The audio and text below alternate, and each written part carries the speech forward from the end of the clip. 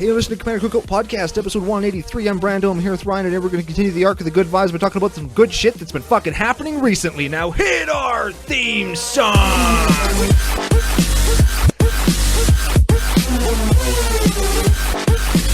And our fucking camera things just shipped today.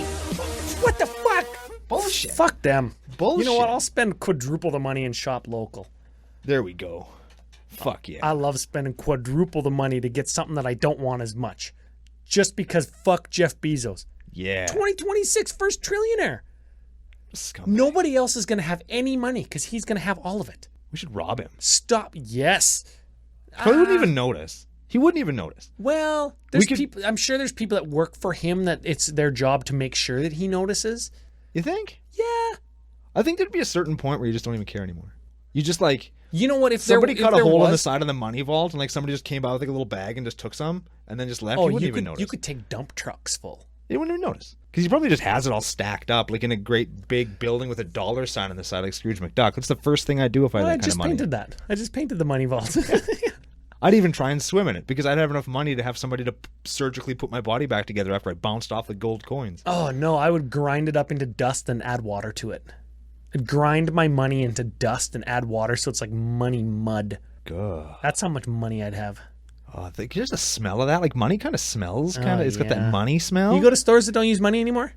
Most stores around here don't use money anymore. Yeah, and I got $50 the other day, and I tried to use it at the liquor store, and they didn't. Sorry, no.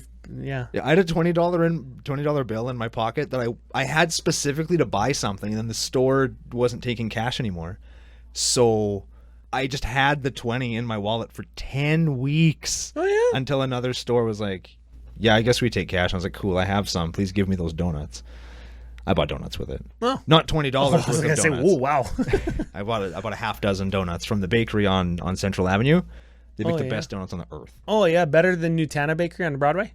Yes. Oh, yeah? Those donuts are like the size of fucking car tires, man. Those are big donuts. They're not. They make up for quantity with quality. Oh, yeah. They're That's very, what good. Rebecca doesn't tell me either of those things. Should we start the show? Hey, Ryan. We're back for yet another whirlwind adventure. How you doing? Good. What is going down? A whole bunch is going down. We're back for a bonus episode for the month of May?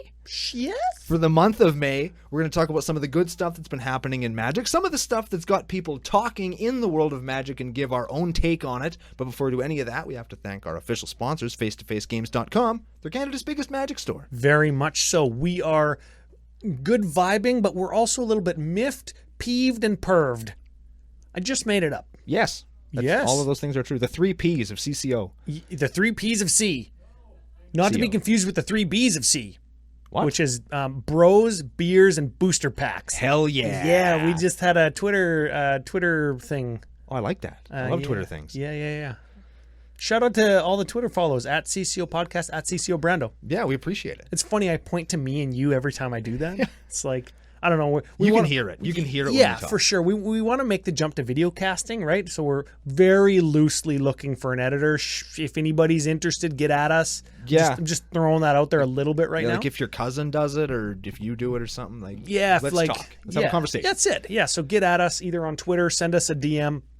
The CCO Podcast DMs are open. Brando's an ultra hyper super snob, so his DMs aren't. No, I turned them on. I turned them you? on. Yeah, after you said that somebody was trying to get a hold of me and they had to get a hold of you to say they couldn't get a hold of me, I turned my DMs on so people can actually talk to me. I never even realized that was a thing. Yeah, to be honest. Yeah, I didn't know you have to like follow each other by default so you guys can like message or whatever. Yeah, I didn't know that was real. So if anybody's tried to message me in the past and didn't get back to you, I'm really sorry that's what happened. There it is. Yeah. There it is. Or commandercookout@gmail.com. Yes. Full list of our social media coordinates on commandercookout.com. Along with the new CCO-sters. Hell yeah, super fun. I love the sales pitch if it's good for you and your pod of 3 friends, or good for yourself if you just want to drink 4 beers. Yes, and good for not sharing one singular drink, because that isn't the type of thing that is being promoted these days. Correct, yeah. I mean, even back when they were doing that, it was kind of sketchy. Well, drinking beer out of a pitcher, you could buy like 4 coasters and tape them together underneath, so you could have like a coaster for your beer pitcher, like a big ultra mega coaster. Right? Like a Megazord. I was for the just poster. going to say a mega coaster. A mega Zord coaster, yeah. And then you could have 4 more coasters for you and your pod. Ooh. Does anybody drink beer out of pitchers at their own house, though? That's the question. Like, you just buy a 12-pack and just dump all the beer into one big jug. I don't think I've ever seen a pitcher of beer at a house. I have one. I have one too. Of course we do. Oh, why wouldn't we? yeah. Of course we do, man. We do, but I've never put beer in mine. I usually make Kool-Aid in it. Oh, yeah? Yeah. I found mine outside of a bar and kept it. Oh, man. So that's it. Good shit that's been happening recently, you said in the intro. Yeah, man. In Magic and in life is good, right? Like the weather's nice. The You know world what? is going back to normal. Couple things. We got to do a good vibe for the arc of good vibes. We got some patrons to thank. Always a good vibe. Yes. Got some nicknames. Ooh, those are good too. I like that. Life is good, you say. You know what? Not everywhere is everything back to normal yet. Well, not even here is it back to normal yet. No, it's- but we're on our way. Yeah, we can Right? see it. I think that people are being able to see the light at the end of the tunnel. And even if you're a place where you can't, just know that it's coming. Know that it does exist. Yeah, it's happening and it's going to happen for you too. It might take a little bit of time, but you're going to get there. So me and Rebecca were talking yesterday, and we were discussing the point that everybody kind of gets to their breaking point mentally at a different point. There's different mental stressors, right? Mine was, I knew the date that we were sending the boy back to daycare when that was kind of opening up again, when it was safe to do so. And that was right at the point where I was in the middle of my back injury from last month. And I was bogged down with a lot of extra commissions because, you know, people are at home consuming the content a little bit more. So I picked up some extra commissions, maybe too much. And all of those things with the light at the end of the tunnel kind of sent me to my breaking point, right? Rebecca's breaking point was when it kind of all started and she got the initial communications from the health authority where their projected numbers were so astronomically higher than what they ended up being. Like, that was her stressor that sent her off, like, immediately. So she had the entire 8 weeks to kind of like recover from her breaking point. I reached mine right at the very last week. Like week 9 or week 8 or something. You just about made it. Right? Yeah, I almost made it. And the point is, like, maybe people will make it. I think you probably hit your breaking point somewhere in the middle when you were like, oh God, when is this shit going to end? But you're like still working every day. Yeah, exactly. Yeah, that was mine too. When I was kind of running everything and there was just no end in sight and it was just 24/7 all that I heard. I could tell a little bit when I was talking to you on the phone and just kind of our conversations and stuff that you were having a hard time at work because not everybody was at capacity, but you were still operating like personally as if it was. Yeah. Right?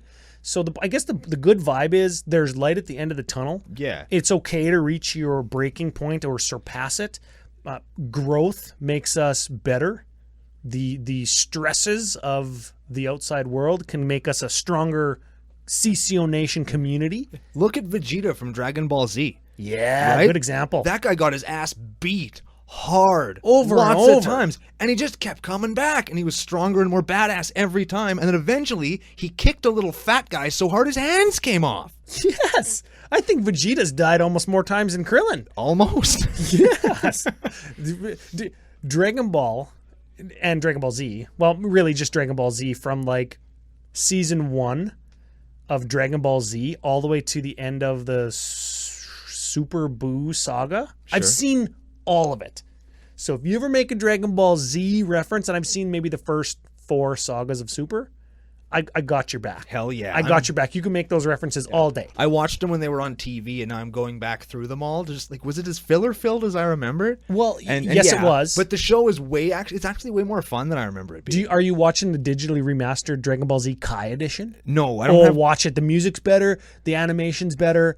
The voices are redone. I don't have Kai on my streaming service. Oh. So it's listed, and I was like, I should just watch this one. And then it's not actually there. Yeah. I was a little sad. Yeah, I Kai jumped is on- good, and they even changed some of like the more risque from the 90s dubs, because like the show was remastered and redubbed a whole bunch of different times in different countries, even though it was all still in English, right? So there's a bunch of different versions that show like Goku's dink when he's a kid, or Oh like, yeah, that's the one. Yeah. some very chauvinistic things that Vegeta would say to Bulma were edited out, and they changed some of that to kind of reflect the original portrayals of characters in the Kai remaster. I thought it was very good.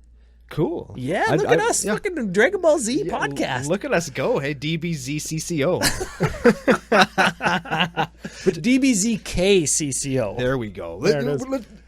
Best beatdown in Dragon Ball Z history has to be Vegeta and Android 19 and 20, though, right? Like, it's got to be like the most serious, absolute trashing and that's of another person. That's the first time you see Vegeta go Super Saiyan, and he's so confident and beats down 19 so hard that he even lets him drain his energy, right? And then he still like kicks his head off. Yeah, and that's when he kicks him in the head so hard his hands come off. So excellent. Like, and then like it's the only time in Dragon Ball Z where somebody who isn't Yajirobe or Mr. Satan runs away. He's like, I can't win. I'm running away. And while he's running away, he just fucking vaporizes him. And then his buddy runs away because he can't handle it anymore. It's so good. Vegeta beatdowns are the greatest. Like in the Majin Buu or the Bibbidi saga, he beats up some guys in that one too. And the Vegeta quotes, I quote Vegeta all the time, and Rebecca always knows that I'm doing it because I use my Vegeta voice, right? It's like, bring me my drying cloth, woman, right? I get out of the shower, or like, I shaved my mustache, you idiot. That's not from Dragon Ball Z or Super. That's from GT. But when Vegeta grew a mustache and cut his hair off, it's a pink shirt. What's the point? Yeah, I'm a warrior prince. Yeah, fucking Vegeta is my favorite, man. Guy's the man. I will crush you into dust and throw you into the wind. Ooh. I want to like paint that on the wall of my gym. Yeah, I'm gonna say that to somebody next time I play Magic against them. Yes. Yeah. Oh, good. I guess I should do this actually. The epic win streak. Is this Magic Talk again? Magic Talk again. Get out of here. We'll cycle back into it. Okay. Cycle. That's Magic stuff too. The epic win streak of Brando was ended by Chris Von Doom and F.U. Lenny and Ginger Joe. Oh no! Last Tuesday. You couldn't have picked formidable opponents to lose to. I know, right? It was kind of sad, but you know what? They worked really hard for it. They tried for weeks, and they finally got me. And I immediately started a new win streak in the next game. So I am 1 1/2 weeks undefeated. Oh, good. Good thing it wasn't Max Crandell, eh? Oh, never. I would have scooped at instant speed. And King made. Yeah, I'll kill myself. I'll hurricane myself out of the game. What am I at? 3? I guess I'll just like sideboard Lightning Bolt into my commander deck. Because I'll Karn Wish, Burning Wish for Lightning Bolt. I'm going to start playing banned cards just to not lose to Max Crandell. Oh, man. Oh, shit. Yeah, dude. Listen, Magic Talk. This is where we're at. It's 2020. We're at the end of May. Shit's starting to go down where we live in Western Canada, right? We've gotten products recently. Lots of them. Ikoria C20, mystery boosters before that, and Theros Beyond Death at the start of 2020. Yeah, totally forgot it existed. Yeah, actually, you forgot that the set symbol existed. Yeah, we were talking about it before we started recording, and I was buying some packs on Arena, and I was going to get my Ikoria pack, and I was looking at the little set symbol you click on to pick which set you want to get, and I forgot what the mask was. Yeah, so is that because Theros wasn't as memorable for you, or is that because Ikoria and C20 were so good, or just because we've been bombarded? I think it's a combination mostly of Ikoria being something I'm super into. I really like Ikoria. I like the art. I like the cards. I really like this set. And looking back at it, I don't think I liked Theros very much. There was some cool stuff, but a lot of it was pretty forgettable for me. Just like I have I can't even remember his name. The Ashiok. There we go. I have an Ashiok that I play that I really like. Yep. And I traded a Nyx Bloom Ancient for some stuff. That's a good one. And that's it. Really, like, maybe there's some kind of value card that I got, but for the most part, my Theros Beyond Death experience was good, but it's just totally been washed away by Theros. Oh. And that was from January till May 15th. January 24th was Theros, and May 15th was Commander and Ikoria. Yeah. Yeah, so it was a few months of me. Well, and here's the thing, too. Few months of not playing Magic, right? From the end of January, like middle of February was when we shut down for the public health. Yeah. Right? And we haven't really gotten any Magic playing in until in the last month doing VEDH. Yeah, VDH has taken off, and it's awesome. Yeah, we gotta get spell table figured out. We gotta get my audio figured out so we can do the Magic Fest online or Command Fest online June 6th, right? Oh yeah, We gotta figure it out. that's coming out. Spell Coming table, get your shit together so my audio works. None of my microphones work. Trust me, I know how to use them. Yeah, me either, and the same. Yeah. Yeah, Anyways, we're maybe it having the doesn't same work for issue. Canadians. Canadians, spell tables at work. Get at us at Yeah. CCO Podcast at CCO Brando. If you figured it out, let us know so that we can play with you. So I don't want to dump on everything, but it's hard not to talk about what people are talking about online and not see the negative.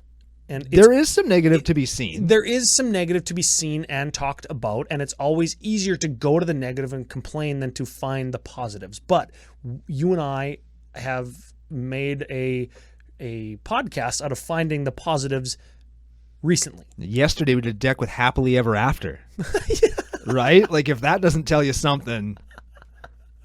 Oh man. So we've got a smattering of products. For you and I as creators, we get a little bit burnt out when we've got like spoiler season with Ikoria and C20 all in a row. Yeah, that was we got like 4 weeks of shows out of that. Like we Yeah. talked about just new stuff coming out. It felt like it was already in our hands before we even got it. And then when we finally did get it, it's like, well, I thought I already owned this. You know, confession, I haven't even opened any of my C20 decks yet. And I've got the Calamax Communist Cookout build. I've got it ready to go, but I haven't opened my Calamax yet. Wow. Right? So that project is still going on. I was just waiting on one final thing that came in, so there'll be a little video or something about it. Just watch the YouTube feed. Cool. So a little bit burnt out on new product. I don't necessarily know if that is a bad thing. Even if you're in an enfranchised Magic player, people are like, oh, I can't enjoy my product, da-da-da-da-da, right? It's like, we're doing it to ourselves. We're our own worst enemy. It's like Netflix has so many good shows. I hate Netflix because they have too many things. Well, just pick one and watch it and watch that one. Or I hate Netflix because I can't go out and get my garden planted. Well, it's our own fault. We're not turning the TV off. Yeah, then go out and plant your garden. Yeah, Planting gardens is fun. do something that is fun. And yes, there's also other fun things, right? Like I like playing baseball and I like playing football. And you can do both. Or I like watching, but I can't watch both right now. But if I could, You can't watch either right now. yeah, exactly. I can't watch Major League Baseball and NFL, right? You could. You just, Yeah, don't it's make an example. Yeah, don't make me tell you how to do it, Ryan. Yeah, it's an example. But if there's a team that's maybe playing baseball that I want to watch, I'll watch baseball that day. Maybe the next day I'll watch football, right? And those aren't Magic packs that I have to spend money on, but I also don't need to spend money on Magic packs, right? We talk about the fear of missing out is always a sound marketing strategy. We talk about zombie buying every fucking thing that Wizards shoves up our ass because it's fun and cool and hip and powerful, and you think you might lose if you don't play with these new powerful cards, and that's just not true. Like, full disclosure for Ikoria, and I love this set. I will not downplay anything in this set because I freaking love it. I traded in some stuff and I got a collector's booster, I got a booster box, and I got a pre-release kit.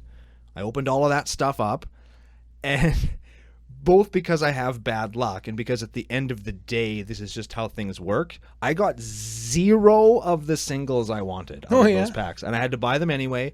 I have singles going into 3 of my decks that are getting upgraded.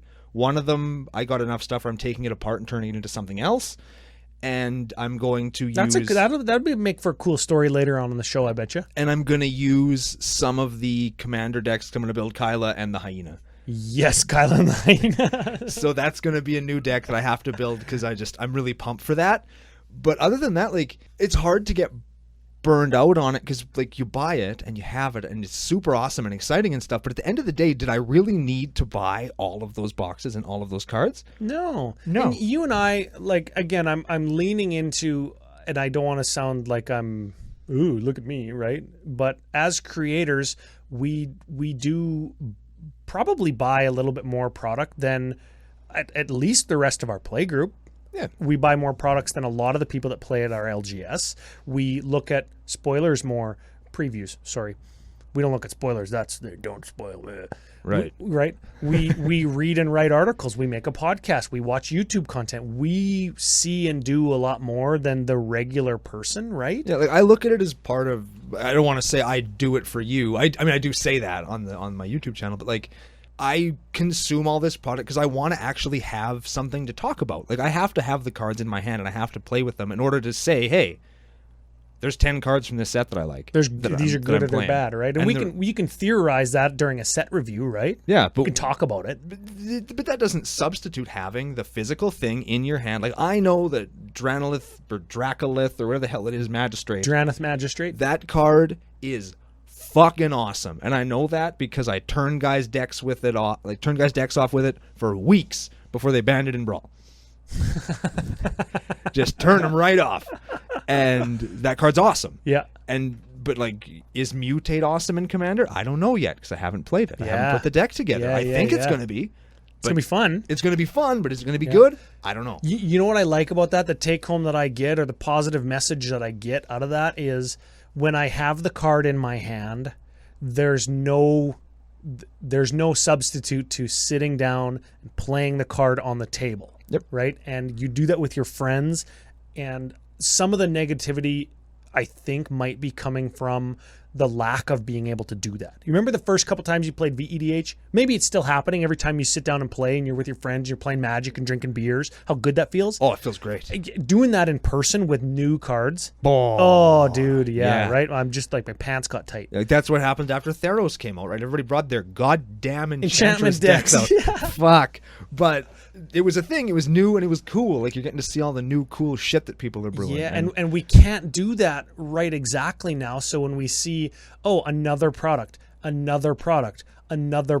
I haven't even played with the fucking product from like February yet, right? Yeah. That's what's leading to some of the burnout, I think. Yeah, like, we haven't seen all the cool shit that people are going to do with Ikoria yet because we haven't seen anybody since Ikoria came out. Yeah, I mean, you've played Brawl. Sure, you've played Standard. You've got to mutate stuff. You showed me the screenshot. Yeah, it was awesome. Right? That's a good screenshot.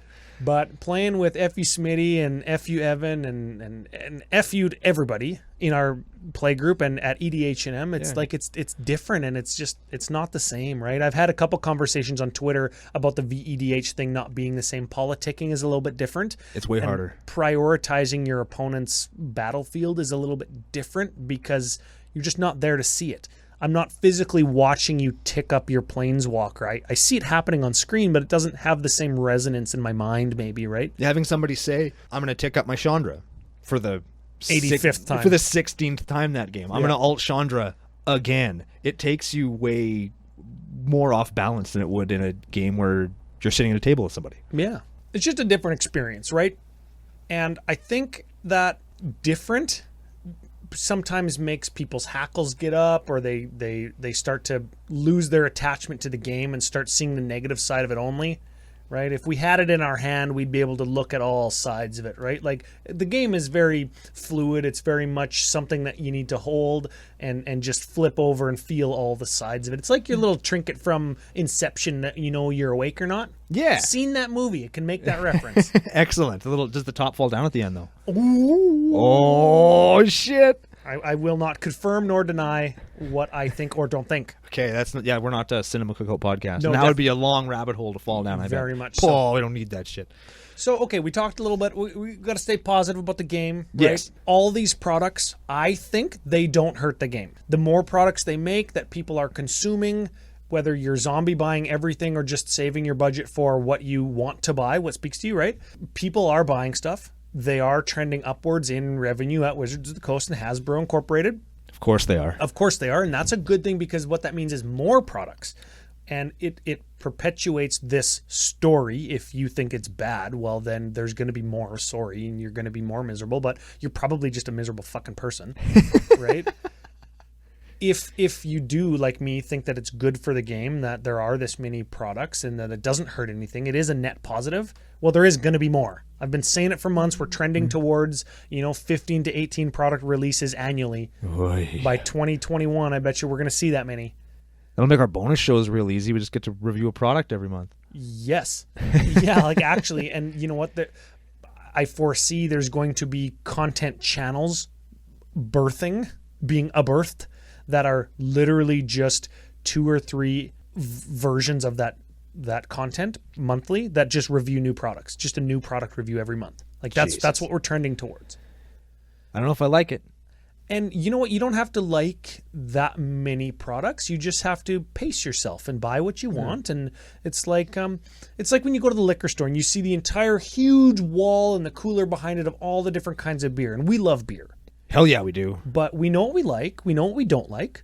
And we buy what we like. And maybe we'll try some new stuff here and there and, and hate it or love it. Yeah. And spend money appropriately, right? We're not magicaholics like we're not alcoholics. Yeah, you have to divvy up your resources in some way, just like you do in every other aspect of your life. You have to be able to stretch what resources you have and make them go as far as you can. And yeah, there will be a strain placed on something. I think I personally am noticing it a lot more now because I liked Ikoria so much. Mm-hmm. And I wanted the Commander decks too. So again, that's another strain. Mm-hmm. And then I think for me, because I think a lot of the negativity pops up around Double Masters. Yes, there was a bunch. I think that the main thing, and it hit me really hard at first, like I was fuming mad when they first spoiled Double Masters, just because the cards that they had spoiled for were all things that I was hoping to get in Commander Masters, which is going to be the 3rd premium product of the year. Where it's like, why isn't Doubling Season, which is a Commander-only card, why isn't it in the Commander set? Maybe it'll be in the Commander set also. Maybe, but I doubt it. I have my doubts. I doubt it too. Like, Atraxa is the most popular Commander that has ever been printed. Why isn't that in the Commander product? I bet you it will be. I was like, fuck! Like, you guys, you're trying to snake me.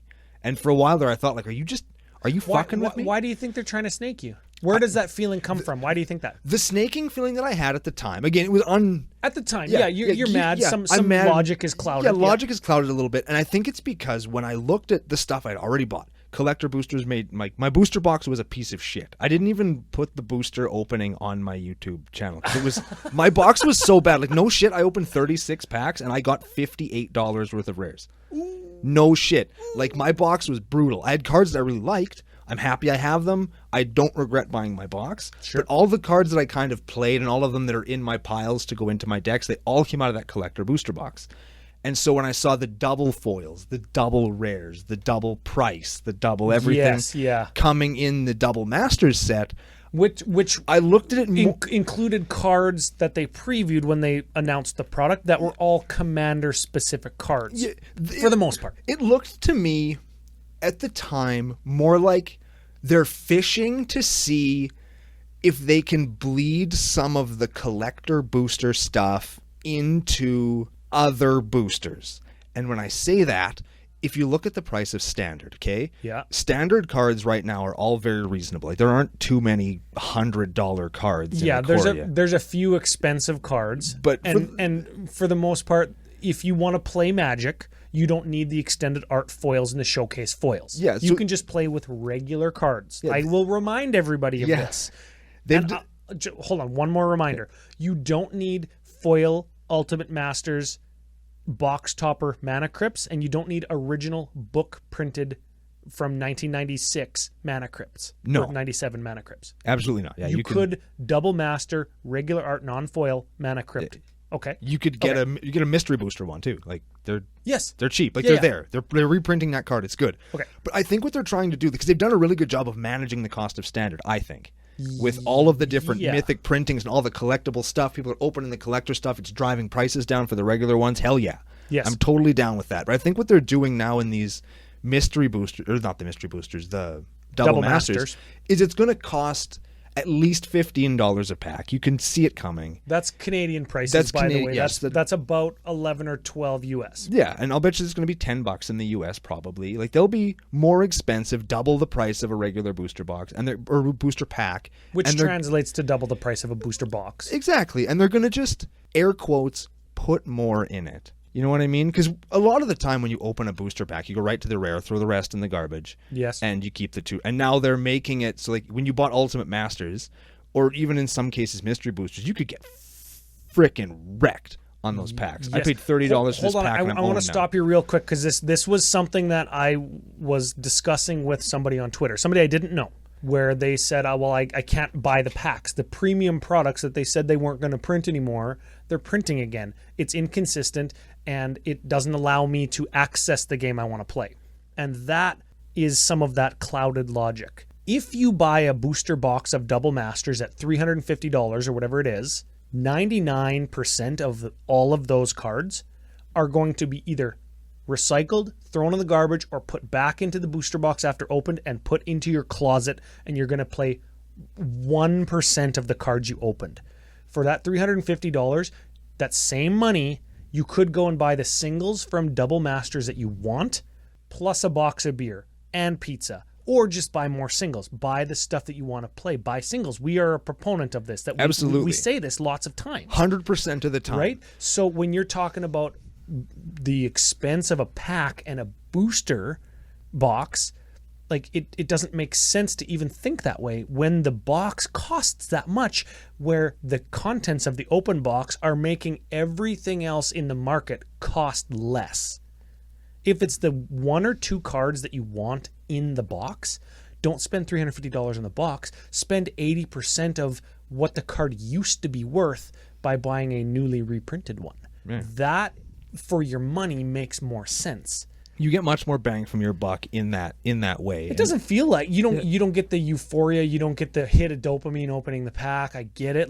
Opening packs is fun. Yeah, opening packs of Magic is a lot of fun. It's exciting, and it is this is why slot machines, this is why gambling is like only for adults. But we're giving this option to people who might be less fiscally responsible or financially responsible. We're giving this option to minors. Yeah, and if you think that Magic isn't sort of like gambling, look at gambling laws, how they're changing in Europe. Yeah, I'd never open up the argument here on the show at all, ever. No. But if it walks like a duck and steals your money like a goose, it could be one of those two things, right? But I think that what they're moving towards is offering more of a premium in general in your packs, just in general. Like I would not be surprised if there was going to be 2 rare packs in standard at some point at a higher price point in general. And that's the thing that got me the most. The $5 booster is the most basic entry level thing that you can possibly buy that isn't a single,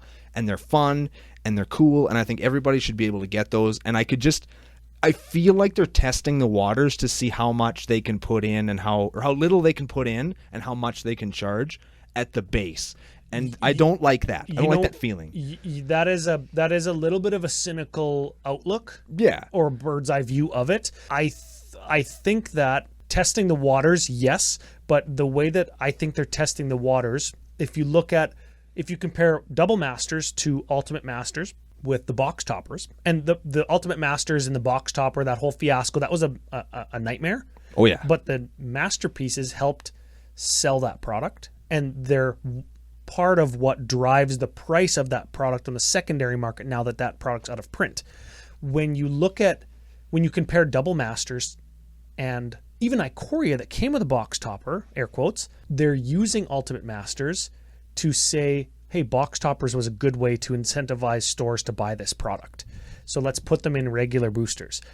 Oh, regular boosters that have more foil drops and more extended art and more different ways to collect, those are popular. So let's try and do that in another product. Let's call it Double Masters, where we put twice as much in. We'll whatever. All things being equal scientifically, let's put twice the rares, twice the foils. Let's charge twice the price. If it sells twice as good, all things in the world are linear.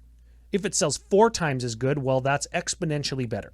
If it's exponentially better or some magnitude of better than just a linear line, well, we're going to trend towards doing that. We'll have triple masters. Exactly. Or we'll do some of the double master rare foil drop theory in our regular standard sets, and we'll charge the same amount, so they're accessible to new players and parents that buy young kids these products, but we'll make it a little bit sweeter, so we'll sell more of it. Right? That's what it's about for regular standard releases, is how much product can we move, right? And if we can do these one-off master sets that we make tons of money on because we charge a premium for the same fucking thing. Yeah, for the exact same thing. But we can charge a premium on them because we just do it less. Like this is how markets work. If that's successful, well, we'll just start introducing some of that exclusive stuff into regular sets, and we'll find a new way to be exclusive. That's what we pay our marketing team for. Like the kaiju crossover. Yeah, the Godzilla card. It's a great idea. Everybody loves those. We're going to see it again because Hell yeah, we are. It was successful. I am pumped to see who they're going to do next. You know what? I don't want the show to take on a negative connotation or something that's super analytical or MTG financy, because we're not really experts in any of that. By no means am I a finance expert at all. But we do consume a lot of this game from a lot of different angles and in a lot of different holes in our body, hear and see and feel this game. Yeah. Don't Google that. No, not ever. So, like, that's kind of our opinion on the topic. Yeah, I think having settled, I think I'm cool. Like, the reprint sets I get really excited for because it means maybe I'll be able to find a cheaper version of something with a cooler picture on it. Yes, Ron Spencer's doing promo cards again. There it is, right? That's exciting, and that's really cool. And when I really think about it, and this I know isn't for everybody, and this isn't true for everybody, but it's true for me and Ryan, I own all of the cards they've previewed so far. Yes. I have play sets of foils of some of the cards. Play sets and alternate art versions and altered art versions. I got them. And I'll bet you a lot. Yeah, we're the outliers. Yeah, we're enfranchised. We're outliers in that. But some of you probably have them too. And I think like people see that really cool doubling season, because I really like the doubling season art. Do I want one? Oh, yeah. Yeah. I super want one of those. Done by my favorite artist. But do I need one? No. No. I have a foil OG one. I have a regular. Like I've got all that shit. I don't need another doubling season. I could buy 0 double masters, and my collection would be the same. Yes. And I think that at the end of the day, like the product isn't for you argument that lots of people are having now. I think that this one isn't for me in the way that I don't need it. I'll buy some singles that I want. Yep. And my collection's going to get better. And I'm really excited to see what other people open. If Mana Crypt goes to $50, oh hell yeah, there's going to be like it was 200 like 4 months ago. Whatever it was, I'm making up numbers. But if it goes down substantially, like my decks will benefit from that. Yeah, and I'll buy everybody some else boosters will too. to try and get one. Yeah, and everybody's going to benefit from it. And I want prices of this game to tank. I do. I want cards to not be worth what they are, because the cheaper it is, the more people are going to play this game that I love so much, and the more people I'm going to get to meet and play with, and the more new friends I get to make. And so the more we'll get to tell people who have Mana Crypts now to stop playing them in casual. Exactly. So, like, if this set and sets like it help do that, just help bring people to the game, I am fucking print them all. It's a net positive, right? Bring them on. It doesn't. This is where it gets me, right? Heptepa Masters. Just bring it on. I don't even know how many that is. Dodeca Masters. Yeah, dude. Just open it up. It's all fucking rares. I don't care how jank they are. Just change the set symbol color. Just make them all look like rares. Fuck it. Move the hollow stamp from the bottom. Put it where the set symbol is. There you go. Yeah, like, I'd buy that. That's actually a good idea. The novelty of it. I just buy it. Yeah, why didn't they do that? Why did they have to go on the bottom? I don't know. Who cares? Yeah. Not what we're talking about. What gets me, like all the extra products and the premiums and the removing MSRP, so it'll just fucking cost what people will pay for it. Like, all that aside, product moving from WotC to players' tables in their houses is going in a direction that is good for Magic. Yes, powerful cards are being printed, but powerful cards are also being reprinted, and that is going to drive the price down for and that's going to drive the price down if you can't afford said powerful card right now, and that does, like, it's a net positive. It brings you into a position where maybe you can trade for one now. Maybe we talked yesterday about Scroll Rack. Scroll Rack's $85. If they reprinted Scroll Rack and it went down to $22, I'll bet you can trade for a $22 card, whereas you couldn't have traded for an $85 card. Hey, you know what? A few minutes back, you had mentioned that you went out and bought some singles. We've got on the CCO Discord, we've got a card market channel. I don't know if you've ever been on there, but people are putting their Ikoria booster box pulls on there to trade. You can trade cards on there. You can trade cards with CCONation on the Discord.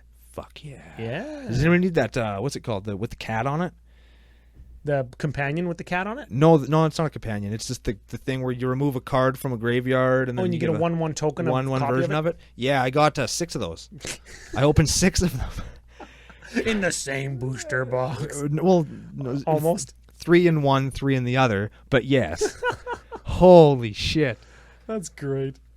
So, okay, I I don't know. opened 3 of the same rare in one box. That's Honestly. terrible. That's terrible. God damn it. I opened 2, but one was foil and one was showcase non-foil. Now I'm pissed off all over again. and they were the Triome lands. Those are fine. I like when you seed those. I actually got a set of I got a set of 3 of each of the triomes out of the stuff I got. So I lucked out really hard there. You know what? Let's shift gears again. We talked a little bit about what's going well, what we think's not going well, blah blah blah. We talked about the Kaiju crossover, or what's the studio that makes Godzilla? Toho? That's like the parent company or whatever? Yeah. Okay. Toho, cool, successful. Yeah, we were talking off air. We want to find whoever, because there's always one person that came up with that idea, right? The one guy in the meeting that they kick out the window and use his idea anyway.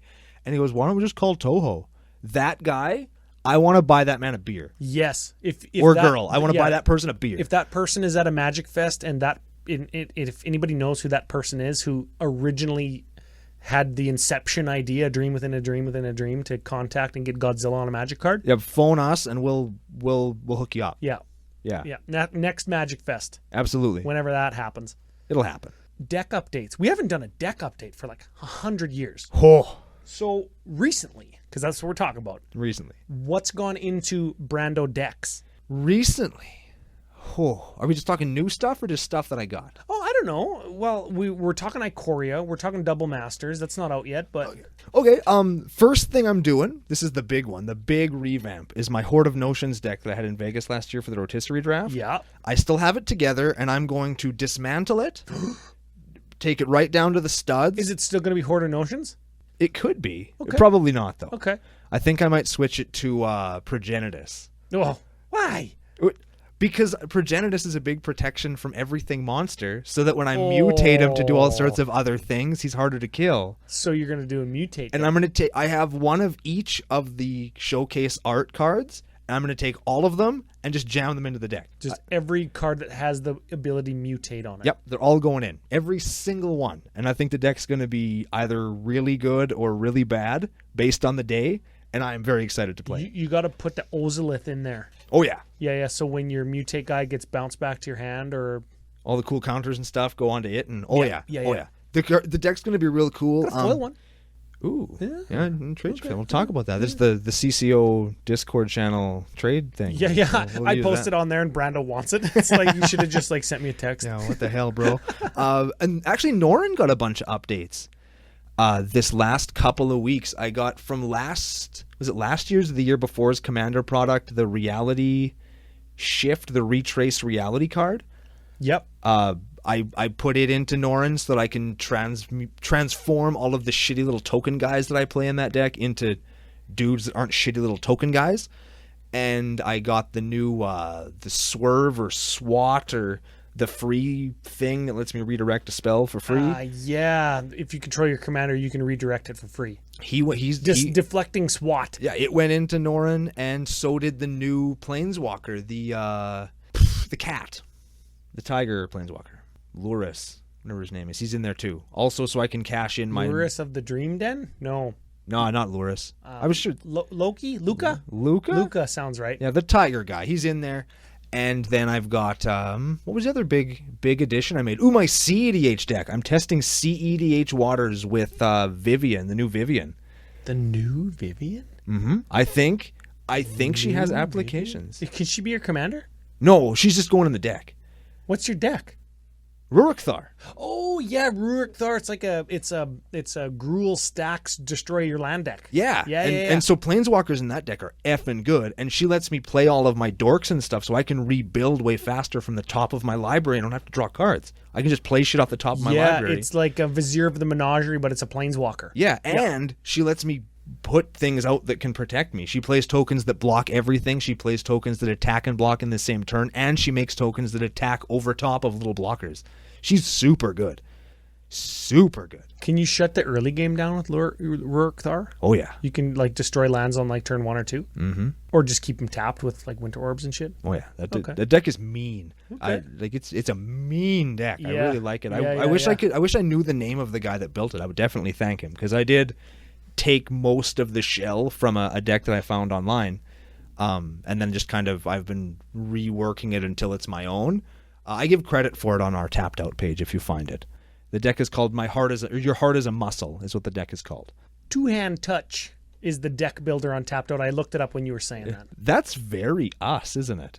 Yeah, a little bit. Yeah, and I like you know that. what? I think CEDH, the CEDH community is very into who is the progenitor of a deck, right? Yeah, and I mean, as Yeah. far as I know, he's the dude that built this, or she, they, whoever built it. I appreciate it. I have lots of fun with it, and I'm happy to tune it and keep playing it, have it in my repertoire. Your repertoire. Yeah, I really like it. So Okay, cool. That's your those are your updates. Yes, those are the major updates I've done, and of course I'm going to build Kyla and the Hyena. We've talked about that already. Yep. I'm working on it with FU Lenny. If anybody else has some suggestions for it, I'm trying to find a way of making it. That's Abzan colors, right? Yeah. White, black, green. Yeah, and they work off of counters. Mm-hmm. So I'm trying to come up with something that isn't just Abzan counters. 'Cause That's a deck already. Yeah, That's I a wanna- deck in multiple different commanders, right? I want it to be very Brando. So if you have any suggestions out there, by all means, CCO Brando on Twitter, get at me, or there it is. just leave it somewhere, and I'll take a look at them, and we'll do it together.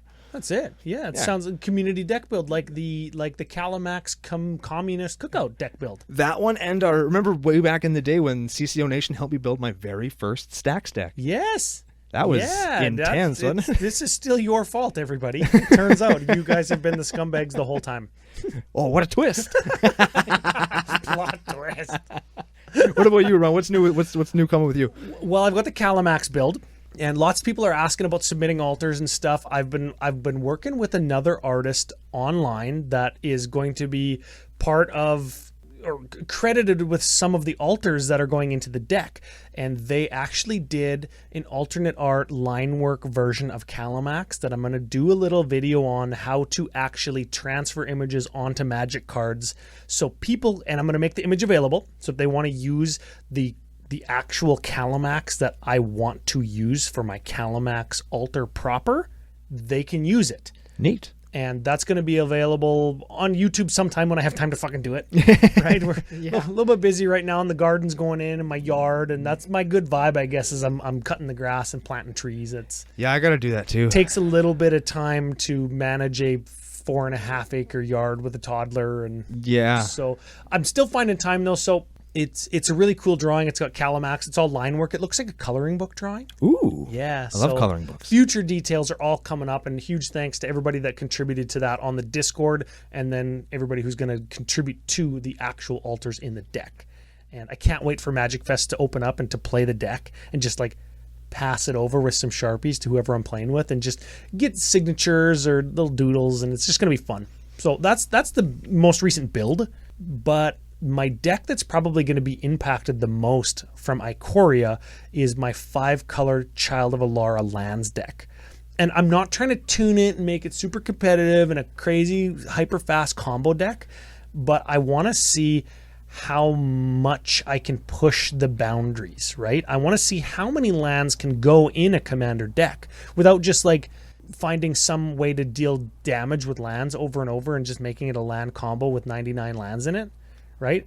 I want it to actually run and be a good deck that wins games. So the triomes are all going in, or at least 4 of them, the 4 that contain blue. So I can run all the blue triomes to up my island count by 4 cards and then add a Mystic Sanctuary. So that actually represents a 66th land. Ooh. Yeah, and the Mystic Sanctuary can get me back things like Ad nauseum. Ad Nauseum, Splendid Reclamation, or does it only get back an instant? Let's look. Instant or sorcery from your graveyard to the top of your library. Yeah, so it could get back Scape Shift, Ad Nauseum, Yawgmoth's Will. I just added Yawgmoth's Will instead of Restock because I figured if I have enough mana to restock for 5 to get 2 things back from my graveyard, I have enough mana to just win the game real quick. Remember, have enough to play we've talked about this, Ryan. the Yawgmoth's Will, and Yawgmoth's Will actually lets me play lands back from my graveyard where Restock doesn't, and some of those could be triomes that I've cycled. The triomes also represent cycling lands that I can get back with my Life from the Loam, so that's excellent. The other upgrade that I'm really thinking about, and this was from the Theros card Dryad of the Elysian Grove, right? The Cam Girl guy. The Cam Girl guy, yeah, which makes all my lands into all types. Yeah. FU Aiden suggested Dread Presence because all my lands are swamps, and I can take the one swamp I'm currently playing out and put in an Urborg Tomb of Yawgmoth. Don't do that. Not fetchable, but I've got other swamps that are. And then I've got 2 things that make all my lands swamps for Dread Presence. And Dryad of the Elysian Grove actually makes all my lands mountains. So I could take out my Sickening Dreams and play a Valakut. And have Valakut in play when I scape shift. I can get, all the lands that are left in my deck and have them all be lightning bolts because they're all mountains. That one's a little bit tough because I don't necessarily win the game off of that like I do with Sickening Dreams. Draw my whole deck and then discard all the lands. And Sickening Dreams deals X to everybody and every creature. Yeah. And I just have like a Glacial Chasm in play so I don't get hit. You just have both. I could have both. You just do both. I got to find room for it because if I start cutting things that aren't those, I'm cutting things that like let me play multiple lands per turn. Or lands from graveyard, right? Yeah. So that's the deck that's getting the biggest overhaul, and that's based on the triomes that I want to find places for all 5 of them, but all of the blue ones for sure are going in. Those are cool cards too. I like those. Yeah, and I've got a regular foil one, and I got a couple showcase ones. And this is a question for everybody, I guess, but you specifically because you're right next to me at the time. Do you find that once you see a really, really cool and attainable, very important that they're attainable alternate art of a card that's really nice, do you find it hard to play the plain old one when you know you could have the premium one? Because it's an extra $2 a card. Well, the triomes aren't. Right? The triomes are pretty good. They're like the foil version or the regular. You're talking about like going from regular to either a foil or a showcase. Yeah, you have a regular one or you have a showcase one. Just no foil, just there they are. The difference is fairly negligible. Yeah, it's a reasonable difference. For a really good aesthetic upgrade for I think a lot of people. Now that you have some of the showcase lands, do you kind of just only want the showcase lands? Or would you mix them up? Yeah, fuck whatever. You know what? For my 5 color deck, I've got the mana base is all over the place. Like I've got white border duels, I've got original Zendikar and Onslaught fetches. I've got like my shock lands are a mixture of all the different Ravnica blocks. Just like what I have is what's in the deck. Sure. So to stay like foils and non-foils, it doesn't matter. To stay on that anything goes theme and just it's what I had. So it's what I built. This makes it even easier for you because you can get like one foil showcase, one regular showcase, one foil regular, one regular. It's so easy. It doesn't seem like it's easier. Trolley mismatched is what you're saying? Yeah. On purpose? Oh, hell yeah. For this deck, I just play what I have. That's fair. Because this deck is probably my most expensive deck. Like if you add up all the shocks, all the duels, all the lands. Fetches, all the lands. There's fucking 66 lands in the deck, dude. The deck's like $4,000. There's just too much land. I can't afford it. Yeah, I can't afford it, man. Yeah, it's got the basic land base for 6 decks in it. Basically, yes, it does. Yeah. So I'm trying to push the envelope with that deck. It's a really unique build. I wrote about it on Face to Face. So when people ask about 5 color and mana bases and stuff like on Facebook groups, I link to it. I'm like, hey, check what this deck that CCO did, right? We can check it out. Right, so I don't know. It's fun and a little bit. It kind of draws a crowd when we go to events, right? Like the last time we had that face-to-face open before we went and drank. Yeah, it was like the last game of the day, and it was down to just me and Brian. And I was trying to top deck and rip the exact card and draw and sacrifice lands and constant mists and play lands from my graveyard. Like it's a little bit of a showcase deck. Yeah. So to just have trolley mismatched basics is kind of a disservice to it. But at the same time, screw that, man. Same time, you know what I do use? I have 1 forest and 1 swamp, and I use the no border, the no frame unhinged cards. Sure. So when I'm flipping through my deck real fast looking for that 1 forest so I can cast a constant mist, it doesn't have a border, so I can just kind of fan the deck and pick it out.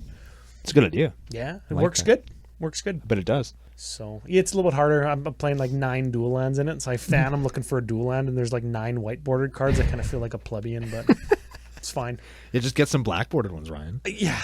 Get some square cornered ones, some more rounded corners, you know what I'm saying? Yeah. Well, square cornered, that's right. Get my collector's edition square bordered dual lands and get them clipped like alpha corners. Ooh. Yeah. Ooh. I almost got taken by one of those, hey? Oh, yeah? Somebody had clipped the corners of a collector's edition Earthquake. Yeah. And then they didn't show me the back of it. Ooh, yeah. And they're like, oh, I got this alpha Earthquake. You want it? And I was like, Yeah, I do. Yes, I do. I really do, yeah. And then when I got it out of the thing, I pulled it out of the sleeve and looked at the back, and of course it doesn't have a real back on it. And I was like, Did you know this is collector's edition? Yeah. And you tried to tell me it was alpha? Yeah. Here's your card back. yeah, I'm leaving. Thank See you. ya. Was it a vendor that did that? Not a vendor, but a store. I'm not going to out the store because the guy has since been relieved of duty. But yeah, that's a real thing. Oh. That's a real thing that happens. So always look at the backs of your cards, kids. Yeah. Especially if you're going to spend more than a buck on when it. you're trading cards in at events, right? Like the back of the card is just as important on a high dollar card as the front, right? Yeah, it's important to For keep collectors. Your stuff, keep that shit in good shape. That's it. I don't know. What else do you got? We gave the update. We gave the deck update. We had a little bit of a moment. I'm going to help my parents move. Well, not move, but like pack and take some of their stuff that's actually my stuff that's still at their house. But I'm getting like some yard stuff too, so I can put it around my garden. And I think I'm going home to build garden boxes, actually. We finally went Did you get your garden in? Not yet. Planting today, I hope. I wanted to borrow your rototiller, but I forgot to ask you to bring it in. Oh, dude, it's huge. I know. That's why I want it. I can't lift it. It's too big to one person to lift. Oh, so I'll have to come and get it. It won't fit in your car. I'll have to get the truck. Yes, you will. It sounds like a hell of a... I'll get my neighbor to come over with his Bobcat and lift it into the back of your truck. And you have to dump gas into the carb to start it, just FYI. Oh my God, what the hell? And the reverse belt was a little bit loose, so I had to cut it off. So there's only one direction that it runs in. Shit, man. Maybe I'm going to go to the Home Depot. I'm going to rent one. I'm going to rent a rototiller, and I'll do it. It probably costs $50 a day. I'll do it that way. Yeah, it's fine. Because I need to do it somehow. I need to give that garden a good tossing. And again, I got the sarcastically big sunflowers this year.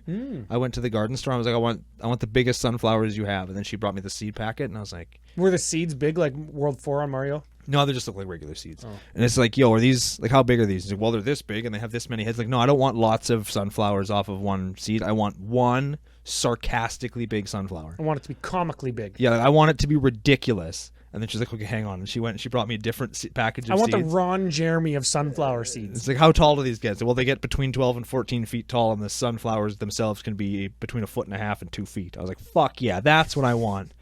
Give me that shit.